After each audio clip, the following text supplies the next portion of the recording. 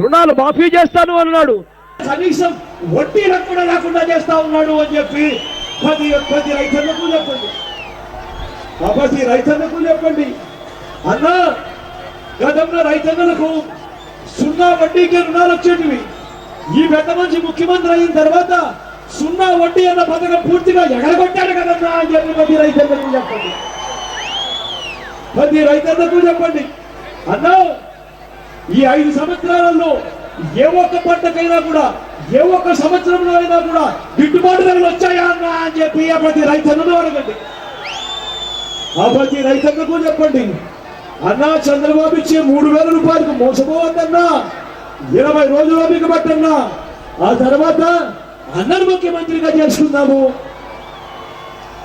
అన్న ముఖ్యమంత్రి అయిన తర్వాత రైతన్నలకు పెట్టుబడి కోసం మే మాసం వచ్చేసరికి ప్రతి సంవత్సరం 12,500 రూపాయల మధ్య చేతుల్లోనూ అన్న పెడతాను అని ప్రతి రైతన్నకు చెప్పండి. ప్రతి రైతన్నకు చెప్పండి. అన్న, రైతన్నలకు పెట్టుబడి కోసం 50,000 రూపాయలు ఇస్తాడు అని ప్రతి రైతన్నకు చెప్పండి. ప్రతి రైతన్నకు చెప్పండి. ఇచ్చే ఈ డబ్బు బ్యాంకుల్లో జమ చేయడన్నా, మీ అప్పులకు జమ కాదు ఈ డబ్బులు నేరుగా మీ చేతికే ఇస్తాడన్నా అని చెప్పి ప్రతి రైతన్నకు చెప్పండి. ఆ రైతన్నకు చెప్పండి. గతంలో 0 వడ్డీలు వచ్చేటివి. ఆ దివంగత నేత ప్రీతమ నాయకుడు రాజన్న రాజ్యంలో చూశాము. మళ్ళీ 0 వడ్డీకి రుణాలు రావాలి అని అంటే అది జగన్తోనే సాధ్యము అని చెప్పి ప్రతి రైతన్నకు చెప్పండి. ప్రతి రైతన్నకు చెప్పండి. అన్న, గిట్టుబాటు ధరలు ఇవ్వడమే కాదు, గిట్టుబాటు ధరలకు అన్న గ్యారంటీ కూడా ఇస్తాడు అని ప్రతి రైతన్నకు చెప్పండి. ప్రతి అవ్వను కలవండి, ప్రతి తాతను కలవండి, కలిసి ప్రతి అవ్వను అడగండి. అవ్వా, ఇవాళ ఎన్నికలు వచ్చాయవ్వా, ఎన్నికలకు 2 నెలల ముందు మీకు పెన్షన్ ఎంత వచ్చేదవ్వా అని ప్రతి అవ్వను అడగండి. ఆ అవ్వ మీతో అంటుంది, ఇలా పెన్షన్ వచ్చేది కాదు నాన్న అని అంటుంది. లేకపోతే అవ్వ అంటుంది మీతో 1000 రూపాయలు వచ్చేది నాన్న అని చెప్పి ఇలా ఏలెత్తి వస్తుంది. అప్పుడు ఆ అవ్వను మీరు అడగండి. అవ్వ, ఎన్నికలే రాకపోయి ఉంటే, జగనన్నే 2,000 ఇస్తాను అని చెప్పకపోయింటే ఈ చంద్రబాబు 2,000 ఇచ్చేవాడేనా అవ్వా అని ప్రతి అవ్వను అడగండి. ప్రతి అవ్వకు చెప్పండి.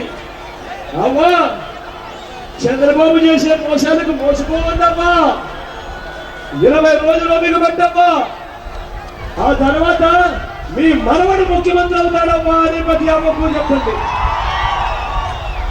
మీ మనవడు ముఖ్యమంత్రి అయిన తర్వాత పెన్షన్ 3,000కు పెంచుకుంటూ పోతాడమ్మా అని ప్రతి అవ్వకు చెప్పండి. ఆ ఇల్లు లేని ప్రతి నిరుపేదకు చెప్పండి. ఆ రోజుల్లో రాజన్న రాజ్యంలో చూశాము, ప్రతి నిరుపేదకు ఆయన ఇల్లు కట్టించాడు. మళ్ళీ ఇవాళ చంద్రబాబు నాయుడు గారి పరిపాలన చూస్తా ఉన్నాం. కనీసం గ్రామానికి 10 ఇళ్ళు కూడా కట్టించని పరిపాలన చూస్తా ఉన్నాం. మళ్ళీ ఆ రాజన్న రాజ్యం రావాలి, మళ్ళీ ప్రతి పేదవాడికి ఇల్లు రావాలి అంటే అది జగన్తోనే సాధ్యం అని ప్రతి పేదవాడికి చెప్పండి. నవరత్నాల్లో చెప్పిన ప్రతి అంశము ప్రతి అక్క దగ్గరికి తీసుకొని పోండి, ప్రతి చెల్లెమ్మ దగ్గరికి తీసుకొని పోండి, ప్రతి అవ్వ దగ్గరికి తీసుకొని పోండి, ప్రతి తాత దగ్గరికి తీసుకొని పోండి, ప్రతి అన్న దగ్గరికి తీసుకొని పోండి. ఈ చెడిపోయిన ఈ రాజకీయ వ్యవస్థలోకి మార్పు తీసుకొని వచ్చే విధంగా ప్రతి అక్క దగ్గరికి, చెల్లెమ్మ దగ్గరికి తీసుకొని పోయి విశ్వసనీయతకే ఓటు వేయండి అని చెప్పి ప్రతి అక్కను కూడా అడగండి. ఈ చెడిపోయిన ఈ రాజకీయ వ్యవస్థ మారాలి.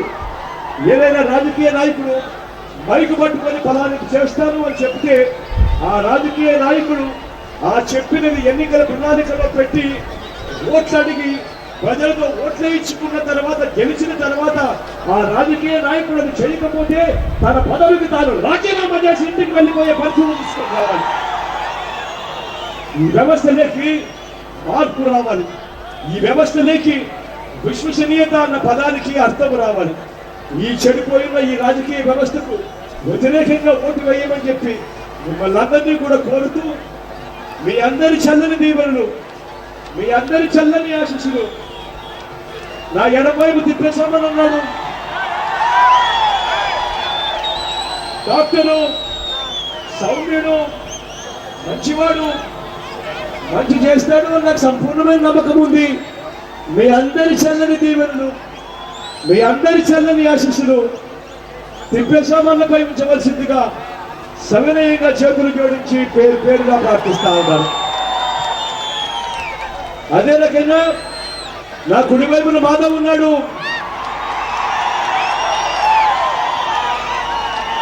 సిఐగా మీ అందరికీ కూడా పరిచయం ఉన్న వ్యక్తి, యువకుడు, ఉత్సాహవంతుడు, మంచివాడు, మంచి చేస్తాడు అన్న నమ్మకం నాకు సంపూర్ణంగా ఉంది. మీ అందరి చల్లని దీవెనలు, మీ అందరి చల్లని ఆశీస్సులు మాధవ్పై కూడా ఉంచవలసిందిగా సమన్వయంగా చేతులు జోడించి పేరు పేరుగా ప్రార్థిస్తా ఉన్నాను. మొట్టమొదటిసారిగా బహుశా అనంతపురం జిల్లాలో ఎప్పుడు జరగలేదేమో 2 ఎంపీ సీట్లు కూడా వెనుకబడిన బీసీ కులాలకే ఇచ్చిన పరిస్థితి బహుశా ఎప్పుడు రాలేదేమో. మొట్టమొదటిసారిగా ఈసారి చేశాము.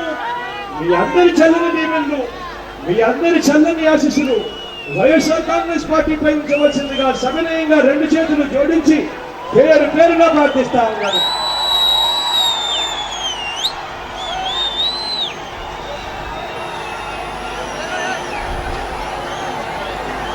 చివరిగా మన గుర్తు తెలియని వాళ్ళు ఎవరైనా ఉంటారేమో, ఒకసారి నేను గుర్తులు చూపిస్తా, దయ ఉంచి గుర్తులు చూడవలసిందిగా ప్రార్థిస్తా ఉన్నాను. ఇక మన గుర్తక్క అవ్వా ఫ్యానవ్వా అన్నా ఫ్యాన్ అన్న అక్క ఫ్యాన్ కక్క మన గుర్తు ఫ్యాన్ అన్నా ఫ్యాన్ అక్క అక్క మేడ మీద అక్కలు మన గుర్తు ఫ్యాన్ అక్క ఫ్యాన్ అన్నా మన గుర్తు అక్క ఫ్యాన్ అక్క ఫ్యాన్ అమ్మా ఫ్యాన్ అన్నా గుర్తు ఫ్యాన్ అమ్మా మన గుర్తు ఫ్యాన్ అక్క ఫ్యాన్ అన్నా ఫ్యాన్ అక్క ఫ్యాన్ అన్నా అన్నా మన గుర్తు ఫ్యాన్ అక్క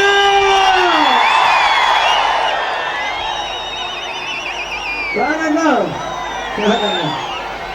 గుర్తు ఫ్యాన్ అన్నా అక్క ఫ్యాన్ అక్క అక్క ఫ్యాన్ అక్క ఫ్యాన్ అమ్మా అన్నా ఫ్యాన్ అన్నా ఫ్యాన్ అన్నా